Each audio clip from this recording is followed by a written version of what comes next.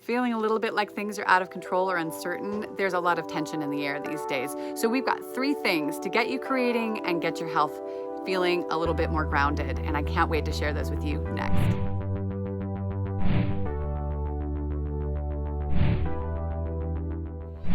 Hey everyone, this is Ariel Andersson, coach, mom, creator, and wow, it is a profoundly bizarre time.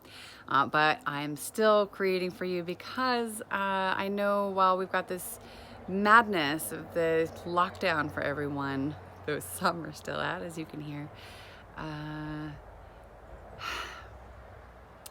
you know, I realize I am continuing this series about creativity and inside of parenting, because I think that what we're creating, you know, whether it's health, which is a big topic these days, or something that we've been drawn to, or some new business or project, whatever it is that we're trying to create inside of parenting, the challenge is that life keeps happening every day and in some big ways like now, and you feel like it's going to be later.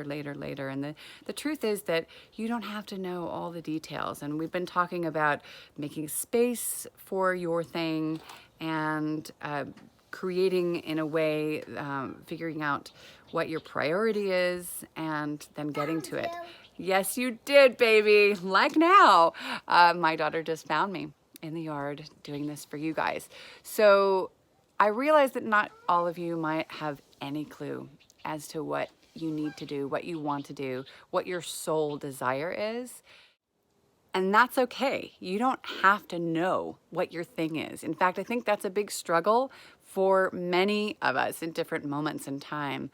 I realized I was listening to someone's coaching session with somebody else, with a group, and it kicked off all these reminders. I think that we have so much information, we kind of forget about it. And I think as parents especially, things kind of take a back burner. Some things stay, and the other things we think, oh, where did my brain go? At least me. I'm sure I'm not the only one though. And I was thinking the other day that a really huge piece of creativity is clearing space and being able to focus, which we talked about last week, and feeling a level of balance to some degree that that allows that movement forward. And I think here I'm talking about these things, it's hard to ignore what's happening in the news right now, though I do encourage you to shut it off once in a while, if you aren't already now. And if you're in our Facebook group for the Imperfect Parenting, then you heard me talking a bit about sleep. So I'm going to talk a little bit about that now before we moved into the next piece. So sleep, please, for yourself. Find a way, especially now. Some of you might not even have to go to work.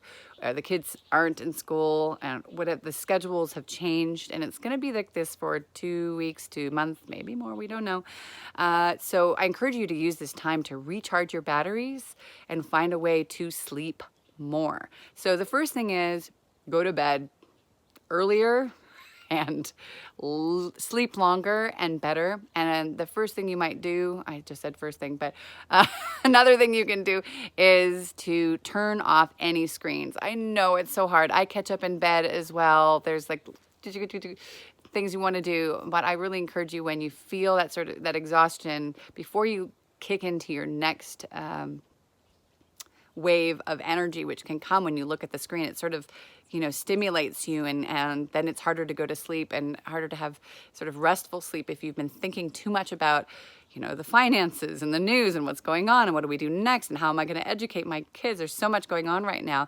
I would love for you to turn off that screen. If it could be an hour and a half, 90 minutes, I would think that would be just fantastic for all of us. But if it were even 30 minutes to an hour before you go to bed, that would be a huge help. Just letting your mind relax a little bit. meditate if that's what you do. One of the things I do with my daughter is we do the gratitude thing. She now actually really looks forward to it. She says, Mommy, can we do the thank you thing? Thank you, and looking at all the things that we're grateful and thankful for. And it's also a way of reflecting on the goodness of what's happening. And there's a hummingbird again. We love that.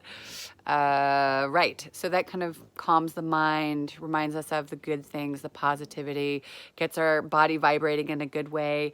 And you could read a book you've been meaning to read, take out a pen and paper and just sort of, I don't know, let things release and see what comes. And then sleep. Sleep as long as you possibly can. If you could give yourself even an hour of extra sleep, I am telling you, your life will change. I mean it. I know that's a big say, but I really mean it. When you get enough sleep, you get a chance to recharge and replenish, and your cells get a break, and they get to get strong, and our immunity is better. Your mind is more clear. You are in your flow because your mind and your brain are working in a better, more clear way. I remember things. I know if you've been here, you know I've said this before. Like I wake up literally and I remember, oh, I forgot all about that. That's where my keys is. My wallet has been missing for 3 days because we've had a lot going on. And I just, boom, there it is. I know exactly where it is. It's like a miracle, sleep. But it also allows that creative flow, which I love because I just all the ideas, boom, boom, boom, boom, boom, they come. And then I open up my phone in the morning after I have a meditation before 8 o'clock. I am not allowed to turn on my phone, even to look at the weather. Nothing, not at all, not time, no excuses. And I use that time. So even if I wake up at 6, I meditate, I do intentions, do morning rituals that are important to me. And even if my daughter wakes up, she now respects that because we talk about it. Mommy's doing meditation. I will do something to include her. And it's also really essential that she is also learning quiet time and giving back to your soul. I talk a little bit about that, how important that is for each of us to take that time, even if it were 2 minutes, just something. So that's one thing, to make that space, clear that space. If you want to write on computer or in your notebook, if it's before bed, to release whatever you need to, or release the crap. Breathing, if you've been on the last couple of things, you know the 3 deep breaths changes everything. And where we are now in the conversation is, what if you don't know what your thing is? What if you feel like you're supposed to do something else? You're not super happy in your work or whatever it is that you're doing, and you've just kind of gone, well, that's it. I need to support my family, or this is just how it is right now. Whatever it is, it might be being even with your kids. You love them, but it's overwhelming sometimes, and you need a little tiny something for you. And there's nothing wrong with that. It's okay to want that. And I think that what is happening right now in the world is about this amazing possibility, this opportunity. I know, never mind all the things that we see in the news, that might be true. At the same time, it's an opportunity for us to look at and reassess what we actually need. Those stores aren't open now. Are you surviving? Yeah. Are you nervous? Maybe. Is there some part of your livelihood that might change? Yes. So this is a time when the universe is saying, what do you really want? How do you really want to do this? What is important to you? Right now, it's spending time with your family. It's also making space for the things that are essential for you.